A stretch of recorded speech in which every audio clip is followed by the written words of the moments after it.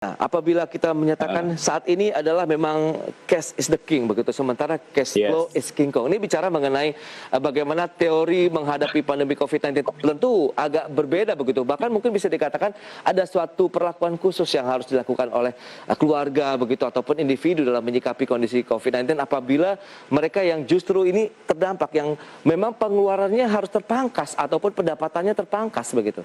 Betul. Ditambah lagi, Mas, kita juga kan harus tinggal di rumah. Iya, betul. Kita juga takut kan terpapar, betul. Ya, jadi mau tidak mau kita pun harus menjaga diri kita dan keluarga dengan apalagi ditambah dengan PPKM tentu kita harus juga diam di rumah, ya. Nah, jadi untuk menciptakan cash flow ini, Mas pernah dengar nggak ini? Ada satu kata-kata ya, katanya gini, orang yang rajin kerja, malas mikir, akan kerja untuk orang yang mikir, malas kerja. Oke, iya. Betul. Nah, jadi kita waktu pas di rumah, itu perlu untuk mikir, ya, terutama buat kita yang terkena dampak langsung secara ekonomi. Oke. Ya. Nah, jadi caranya adalah kita harus berpikir ya untuk beradaptasi ya. Nah, dari rumah bagaimana caranya beradaptasi gitu kan? Nah, tentunya ya kita mesti belajar nih sama yang ahli-ahli dari bikin startup gimana sih. Waktu itu saya pernah tanya nih ya, caranya ya, tipsnya bagaimana sih gitu. Nah, saya akan bagikan di sini. Oke. Nah, ya, yang pertama itu seringkali kita bingung mau jualan apa, benar nggak? Karena kalau misalnya dari rumah kita bingung. Ya, untuk menghasilkan cash flow kan harus ada sesuatu yang dijual. Betul. Ya. Nah, mendapatkan pemasukan. Nah, kita bingung apa yang mau kita jual. Nah, daripada kita bingung apa yang mau kita jual, memang untuk prinsip membuat pada kutip startup tadi, ya,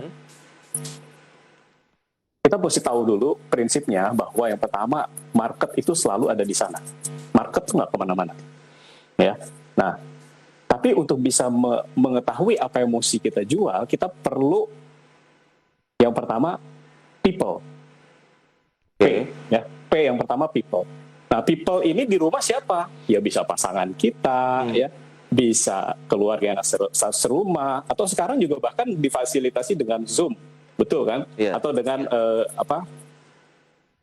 meeting online yang lain. Betul. Ya. Nah, jadi kita tidak terbatas di sana. Kita gunakan saja fasilitas tersebut untuk mensupport kita. Ya, yang pertama tadi people. Nah, dari people yang tadi mikir tadi, Mas, ya, people 2 orang, 3 orang berpikir gitu ya, saling mengasah, akhirnya ketemu produk. Oke. Ya. Nah, produk ini kemudian kita bisa coba tawarkan ke market. Ya. Kalau sekarang kita lihat di grup WhatsApp, ya istri saya suka mau pesen ini nggak katanya apa? Aduh macam-macam deh ya, makanan. Betul. Segala macam gitu kan. Nah itu bisa dari sana juga, ya marketnya kita lihat dulu ya sekeliling kita siapa, ya betul bisa nggak di sana atau bisa nggak kita kirim sampai ke tempat yang jauh, ya tempat yang jauh tentunya dia difasilitasi dengan sarana kiriman gitu ya, jasa antar.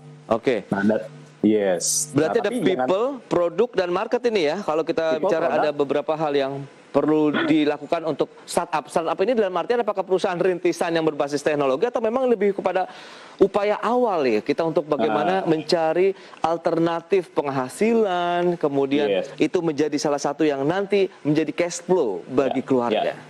Ya, sebetulnya prinsipnya bisa dipakai universal, Mas. Oke. Ya, jadi people tadi ya, people, produk ya, people yang mikir ya, saling mengasah, menghasilkan produk, ya. Baik. Nah, fokus pada kekuatan yang kita miliki, ya. Nah, akhirnya menghasilkan produk. Kemudian dari produk itu kita lihat marketnya. Marketnya ini perlu diedukasi dulu atau misalnya bisa langsung. Kalau saran saya di masa darurat kayak begini, kalau tadi kan kita pikir dana darurat, nah sekarang kita harus berpikir bisnis darurat nih, harus untuk hasilkan cash flow ya. Nah, people, product, market, monetization, harus bisa dimonetize ini, harus bisa langsung masuk, harus bisa langsung ngasilin duit gitu ya. Nah, harus cuan juga, nah gitu. Oke, nah di segmen berikutnya kita akan coba bahas nih jenis-jenis usaha apa saja nih yang cocok di tengah pandemi nih. Mas Ferry, kita akan bahas nanti ya di segmen berikutnya, kita akan jeda dulu Baik. sebentar. Dan pemirsa kami